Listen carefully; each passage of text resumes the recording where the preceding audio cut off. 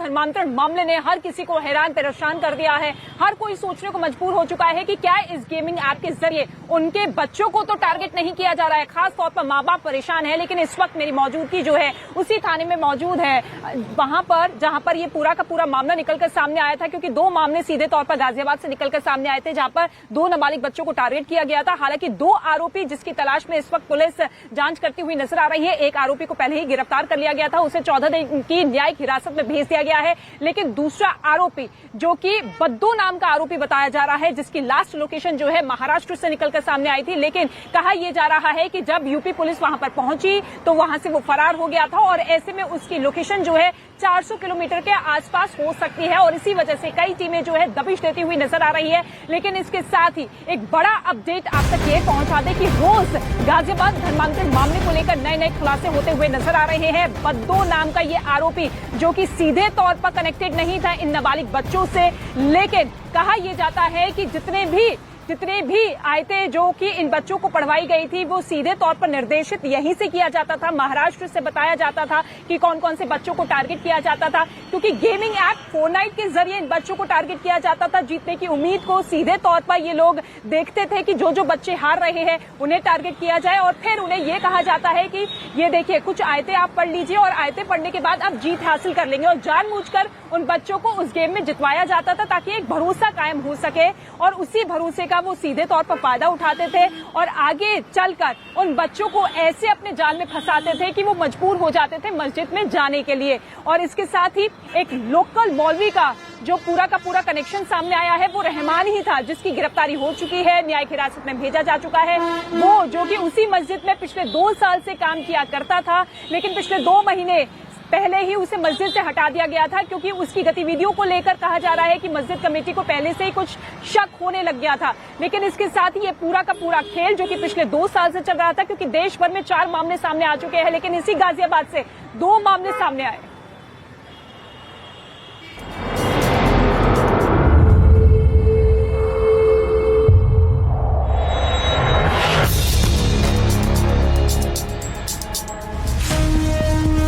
गाजियाबाद धर्मांतरण मामले में जैसे जैसे जांच आगे बढ़ रही है, पूरे समीकरण से पर्दा उठ रहा है। पहले गेम का लालच, फिर जीत का लालच, फिर धर्म की खूबियों का लालच और पूरा मामला सिर्फ और सिर्फ लालच से लबरेज है। शहनवाज और बद्दो का टारगेट नाबालिग बच्चे हैं और नाबालिग का सिलेक्शन भी एक सोची समझी साजिश है। अब तक की पुलिस जांच में जो बातें सामने आई वो आपको चौंका देंगी। सूत्रों के मुताबिक बद्दो और शहनवाज एक नाबालिग के जरिए दूसरे नाबालिगों पर नजर रखता था कि वो क्या करते हैं, कहां जाते हैं, किससे मिलते हैं। बद्दो किसी भी नाबालिग के संपर्क में सीधा नहीं था, वो सिर्फ गाजियाबाद के एक नाबालिग को धर्मांतरण के लिए उकसा रहा था। लेकिन गाजियाबाद के नाबालिगों का फरीदाबाद और चंडीगढ़ के नाबालिग से सीधा जुड़ाव था और इन सब के बीच एक ऑनलाइन ऐप ब्रिज का काम कर रहा था। यानी धर्मांतरण का पूरा नेटवर्क एक चेन की तरह गाजियाबाद से फरीदाबाद और चंडीगढ़ तक पहुंच चुका था, जिसे आगे उत्तर प्रदेश समेत राज्यों में भी फैलाने की कोशिश की जा रही थी और एक गेमिंग ऐप के जरिए धर्मांतरण के गोरख धंधे को पंख दिए जा रहे थे। इस बात से पता चलता है कि शहनवाज बेहद ही शातिर तरीके से अपने मंसूबों को पूरा करने में जुटा था, लेकिन उसकी ये चाल ज्यादा दिन नहीं चल सकी। जैसे ही सभी नाबालिग ने डिस्कॉर्ड ऐप के जरिए चैटिंग करनी शुरू की तो कई दूसरे नंबर भी चैटिंग के जरिए सामने आने लगे। ये नंबर कभी भी अपने असली नाम या अपनी आइडेंटिटी को सामने नहीं लाते थे। पुलिस को शहनवाज पर ही इसे भी ऑपरेट करने का शक है। इतना ही नहीं, पुलिस इस थ्योरी पर भी काम कर रही है कि शहनवाज और बद्दो का कनेक्शन किससे और कहां से था। बद्दो आखिर कहां गया? इस काम के लिए बद्दो को पैसा कहां से मिल रहा था? शहनवाज के बद्दो नाम रखने के पीछे की साजिश किसकी है? बद्दो के साथ इस पूरे काम को कौन अंजाम दे रहा था? बद्दो या फिर पूरा नेटवर्क देश भर में धर्मांतरण के काम में जुटा है? धर्मांतरण के इस खेल का कोई इंटरनेशनल कनेक्शन तो नहीं है? गेमिंग ऐप पर फर्जी हिंदू आईडी का इस्तेमाल करने वाला बद्दो और शहनवाज तकरीबन 2.5 साल से नाबालिगों को अपने जाल में फंसाने की कोशिश कर रहा था और उसकी सोच थी कि अगर एक बच्चे को उसने अपने जाल में फंसा लिया तो एक से दूसरा, दूसरे से तीसरा, तीसरे से चौथा और ऐसे करके बड़ी तादाद में धर्म परिवर्तन कराया जा सकता है। और ऐसा करने पर सिर्फ एक ही शख्स उससे वाकिफ होगा, बाकी के सभी शख्स बद्दों से अनजान रहेंगे। भले ही शहनवाज फरार हो, लेकिन उसके फोन कॉन्टैक्ट का पूरा डेटा अब पुलिस और जांच एजेंसियों के पास है, जिसके जरिए उसकी फर्जी आईडी, ग्रुप कॉन्टैक्ट और नेटवर्क के अन्य लोगों तक पुलिस जल्द से जल्द पहुंचने का दावा कर रही है।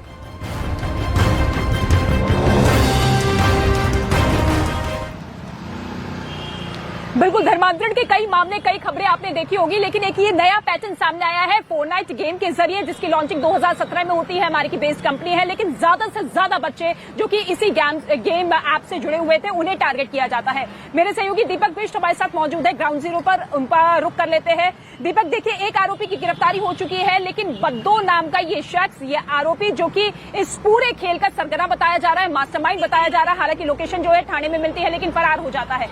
ऐसे में कहां वो हो सकता है, किस तरीके की उसकी लोकेशन हो सकती है, इसको लेकर कोई अपडेट, और कब तक गिरफ्तारी का दावा पुलिस की तरफ से?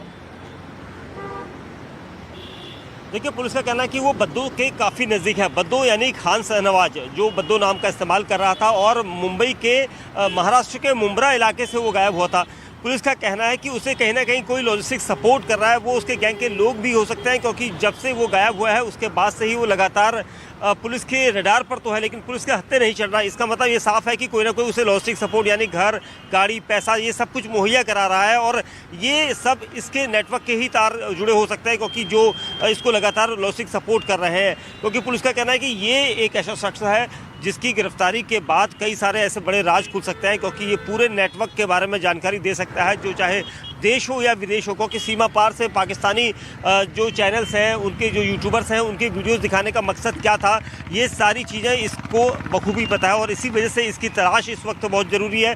पुलिस का कहना है कि एक दिन पहले वो काफ़ी नज़दीक पहुंच गए थे, लेकिन बद्दो अचानक वहां से चकमा देकर फरार हो गया था। इसका मतलब साफ है कि उसे कहीं ना कहीं से जानकारी मिल रही है कि गाजियाबाद पुलिस उसे कहां कहां पर तलाश कर सकती है, किन किन ठिकानों पर वो रुक सकता है, उन सभी जगह पर वो लगातार अपनी लोकेशन हमारे पास, हम आपके पास लौटेंगे। तो मेरे सहयोगी दीपक लगातार बने हुए हैं। देखिए, मेरी मौजूदगी इस वक्त है दारुल उलूम देवबंद में। ये मेरे ठीक पीछे मदरसा है, यहाँ पर ये मस्जिद है, और मेरी मौजूदगी यहाँ पर इसलिए है क्योंकि जो गाजियाबाद में धर्मांतरण का मामला सामने आता है, इसमें जो नाबालिग बच्चे मस्जिद में जाते हैं, 5 वक्त की नमाज पढ़ते हैं, वो दरअसल देवबंदी मस्जिद है। और जो मुस्लिम स्कॉलर्स हैं वो बता रहे हैं कि ऐसा होना ये इस्लाम के खिलाफ है, ये धर्म के खिलाफ है, क्योंकि जो धर्मांतरण का मामला गेमिंग ऐप के जरिए सामने आया है, यहाँ से जो लोग जा रहे हैं, क्योंकि इनकी प्रतिक्रियाएं लेने की कोशिश की है, लेकिन यहाँ पर कोई कुछ बोलने को तैयार नहीं है, लेकिन ऑफ कैमरा बोल रहे हैं कि ये धर्म के खिलाफ है और इस्लाम में इस बात की बिल्कुल भी इजाजत नहीं है। इस बीच आपको बता दें कि जो आरोपी बद्दो है, शहनवाज है, वो महाराष्ट्र के थाने में था, लेकिन अब वो फरार हो चुका है। वो लगातार अपनी लोकेशन बदल रहा है। ऐसे में पुलिस को शक है कि कोई और है जो उसकी मदद कर रहा है, जो उस तक लॉजिस्टिक सपोर्ट मुहैया करवा रहा है। अकेले वो ऐसा नहीं कर सकता है, क्योंकि ये नया मामला सामने आया, अपने आप में अनोखा मामला है। ऐसे में जब न्यूज़ 18 इंडिया ने इस मामले को उजागर किया, इस मामले का पर्दाफाश हुआ, तो आईबी भी इस मामले की जांच में जुटी हुई है, और इसमें ये बात निकल करके सामने आई है कि जो बच्चे थे वो किसी से बात नहीं करते थे। गेमिंग ऐप के जरिए जो सामने वाला होता था वो जानबूझकर हारता था। फिर उनको कहा जाता था कि अगर उनको लेवल क्रॉस करना है तो कुरान की आयतें पढ़ने हैं, जाकिर नाइक के वीडियोस देखने हैं, और पाकिस्तान से बैठे, जो पाकिस्तान में लोग हैं, वहां से भी फंडिंग हो रही है, कई और देशों से फंडिंग हो रही है। हालांकि इस पर जो प्रतिक्रियाएं सामने आ रही है, इसमें जितने भी धर्मगुरु हैं वो कह रहे हैं कि इस्लाम में ऐसी इजाजत बिल्कुल भी नहीं है, और इस वक्त इस्लाम में ये सारी चीज़ें जो है, इस्लाम इस चीज़ को इजाज़त नहीं देता है। तो लगातार हम इस बात की जानकारी आप तक पहुंचा रहे हैं। मेरे सहयोगी नसीब आपको तस्वीरें दिखाएंगे। ये दारुल उलूम देवबंद में हम लोग मौजूद हैं, और हमारे सहयोगी लगातार हमारे साथ लाइव बने हुए हैं। दीपक हमारे साथ लाइव मौजूद हैं। दीपक, देखिए, जो ये मामला गाजियाबाद से निकल करके सामने आया, हम लोग दारुल उलूम देवबंद में मौजूद हैं, क्योंकि ये जो मस्जिद में वो गए, मस्जिद के मौलवी को गिरफ्तार किया गया, 14 दिन की न्यायिक हिरासत में भेजा गया। अब आईबी भी मामले की जांच में जुटी है, और कौन कौन से नए किरदार इस मामले में निकल करके सामने आ रहे हैं? देखिए जसप्रीत, सबसे पहले मैं आपको जानकारी दे दूं कि आईबी और यूपी एटीएस इस पूरे मामले की अब जांच कर रही है, और दोनों ने परिवार के साथ साथ उस आरोपी जो अब्दुल रहमान, जो इस मस्जिद के अंदर काफ़ी समय यहाँ पर गुजार चुका था, और उसे सब कुछ पता था कि नाबालिग कौन है और कौन यहाँ पर नमाज पढ़ने के लिए आता है, और इसलिए उसको पूरी जानकारी देना और उनके साथ उनकी पूरी तालीम को करवाना, ये खुद अब्दुल रहमान कर रहा था। और इसी वजह से पुलिस का कहना है कि इस पूरे मामले के तार जो है सीमा सीमा पार से भी जुड़े हैं और कोशिश ये की जा रही है कि इन सभी को जोड़कर ये पता लगाया जाए, क्योंकि इसके पीछे एक नहीं बल्कि कई लोग शामिल हो सकते हैं और इसी वजह से इसमें कई और नाबालिग चेहरे और सामने आ सकते हैं जो कंप्लेनेंट के तौर पर पुलिस के पास आएंगे। लेकिन ये कहा जा रहा है कि अभी भी कई ऐसे लोग हैं जिनकी तलाश पुलिस को करनी है, क्योंकि एक बार बद्दो यानी शाहनवाज उर्फ जो खान है वो पकड़ा जाता है तो उसके बाद कई सारी चीज़ों के सवाल जो है वो खुद ब खुद सामने आ जाएंगे और पुलिस को ये तय करना है कि किस तरीके से उसको अपने झांसे में लेकर उसे कैसे